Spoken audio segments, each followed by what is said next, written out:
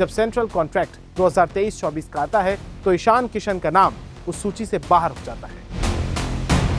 पिछले साल दिसंबर में इनका नाम आता है भारत की T20I वर्ल्ड कप की टीम में, और वहां पर हर कोई चौंक जाता है कि आखिर ईशान किशन क्यों। धरातल में हो या फिर शिखर में, उस खिलाड़ी ने कभी भी मेहनत का दामन नहीं छोड़ा। हम बात कर रहे हैं ईशान किशन की। ये कहानी एक ऐसे खिलाड़ी की जिसने पहले उतार देखा, फिर चढ़ाव देखा, फिर उतार देखा, फिर चढ़ाव देखा, लेकिन धरातल में हो या फिर शिखर में, उस खिलाड़ी ने कभी भी मेहनत का दामन नहीं छोड़ा। हम बात कर रहे हैं ईशान किशन की। वही ईशान शानदार किशन जिन्होंने पाकिस्तान के खिलाफ 15 फरवरी को हुए मुकाबले में शानदार 77 रनों की पारी खेली, प्लेयर ऑफ द मैच बने और पूरे भारत को उन्होंने गौरवान्वित महसूस करा दिया। नमस्कार, मैं हूं स्वप्निल वर्मा और आप सभी देख रहे हैं भारत बज़ लाइव। आज ईशान किशन को हर कोई जानता है, सभी उनके गुणगान कर रहे हैं, लेकिन एक दौर वो भी था जब आज से कुछ साल पहले ईशान किशन को कोई पूछने वाला नहीं था। हालात तो इतने खराब हो गए थे कि ईशान किशन बीसीसीआई द्वारा दिए जाने वाले सेंट्रल कॉन्ट्रैक्ट की लिस्ट से भी, उस फहरिस्त से भी बाहर हो गए।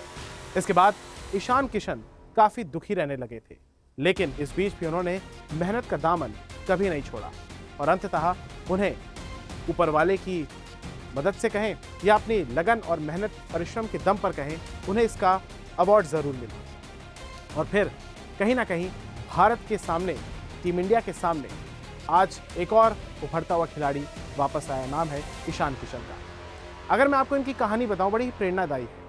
दरअसल 2021 में ही इन्होंने T20I और ODI फॉर्मेट में डेब्यू किया था और दोनों ही फॉर्मेट्स के पहले मुकाबले में अर्धशतक जड़कर इन्होंने एक स्टेटमेंट दिया था कि मैं इंटरनेशनल क्रिकेट के लिए रेडी हूं। फिर साल 2022 आता है और वहां पर दोहरा शतक, यानी कि जो कारनामा सचिन तेंदुलकर ने किया, वीरेंद्र सहवाग ने किया, रोहित शर्मा ने किया, वही किया ईशान किशन ने भी। और एक दिवसीय प्रारूप में ODI फॉर्मेट में इन्होंने दोहरा शतक जड़ दिया। लेकिन साल 2023 ईशान किशन के लिए किसी बुरे सपने की तरह रहा। 2023 में ईशान किशन को वर्ल्ड कप की टीम में शामिल किया गया, वही वर्ल्ड कप जिसमें भारत की हार हो गई थी ऑस्ट्रेलिया के खिलाफ। लेकिन इस वर्ल्ड कप में लीग स्टेज के फॉर्मेट में ईशान किशन केवल 2 ही मुकाबले खेलते हुए दिखाई दिए, उसमें भी उनका प्रदर्शन कुछ अच्छा नहीं रहा।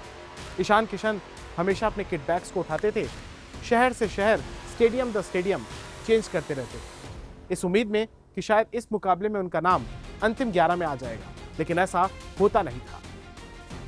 थक हार कर ईशान किशन को जब T20I टीम, जो कि वर्ल्ड कप के जस्ट बाद ऑस्ट्रेलिया के अगेंस्ट सीरीज होनी थी, उसमें भी शामिल किया गया। ईशान ने अपने शुरुआती 2 मैचेस में हाफ सेंचुरीज भी स्कोर की, लेकिन उसके बाद एक ऐसा मैच किया जिसमें उन्होंने 0 के स्कोर बनाया। हितेश शर्मा को मौका मिला और कहीं ना कहीं ईशान किशन अच्छी परफॉर्मेंस देने के बावजूद भी टीम में नियमित रूप से सिलेक्ट नहीं हो पा रहे थे। इसके बाद दक्षिण अफ्रीका के दौरे में टेस्ट स्क्वाड में ईशान किशन का सिलेक्शन होता है। वहां पर ईशान किशन बीसीसीआई को ये कहते हैं कि मुझे ब्रेक चाहिए, यानी कि मैं इस समय मानसिक रूप से सक्षम नहीं हूं, मुझे कुछ समय का ब्रेक चाहिए, मैं क्रिकेट से दूर होना चाहता हूं, अपने परिवार के साथ समय बिताना चाहता हूं। इस बात को बीसीसीआई ने स्वीकार भी किया, लेकिन उसके बाद जब सेंट्रल कॉन्ट्रैक्ट 2023-24 का आता है तो ईशान किशन का नाम उस सूची से बाहर हो जाता है। इसके बाद राहुल द्रविड़, जो कि उस समय पर कोच भी थे, उनके भी बयान आते हैं। वो कहते हैं कि अगर किसी भी खिलाड़ी को टीम में वापसी करनी है, नेशनल टीम में, टीम इंडिया में, तो उसके लिए ये अनिवार्य होगा, ये मैंडेटरी होगा कि वो जाकर रणजी सीजन खेले या विजय हजारे खेले या सैयद अली मुश्ताक ट्रॉफी खेले, यानी कि घरेलू टूर्नामेंट्स उसके लिए खेलना बेहद जरूरी है। इसके बाद जब इस तरीके के उतार चढ़ाव देखे जा रहे थे ईशान किशन, तो फिर संकल्प लेते हैं और वो खेलते हैं रणजी ट्रॉफी भी, विजय हजारे भी और सैयद मुश्ताक अली T20 फॉर्मेट भी। इसके बाद शुरू होता है एक ऐसा कमबैक जो कि साल 2025 में ही दिखना शुरू हो जाता है।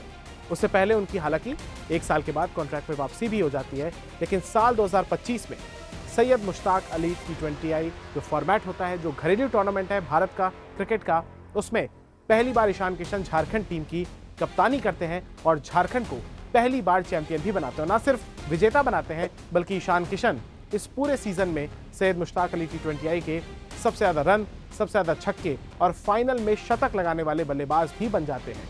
यानी कि कप्तानी भी शानदार की और बल्लेबाजी भी शानदार की। फिर इसके बाद पिछले साल दिसंबर में इनका नाम आता है भारत की T20I वर्ल्ड कप की टीम में, और वहां पर हर कोई चौंक जाता है कि आखिर ईशान किशन क्यों।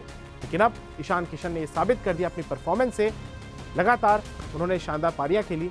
शुरुआत हुई थी इसी साल जनवरी में, जब न्यूजीलैंड के अगेंस्ट उन्होंने एक शानदार पारी खेली थी, जिसके बाद भारत ने 209 रनों का चेस कर दिया था लक्ष्य में। तो ईशान किशन की ये कहानी है, हर किसी के लिए प्रेरणादायी है।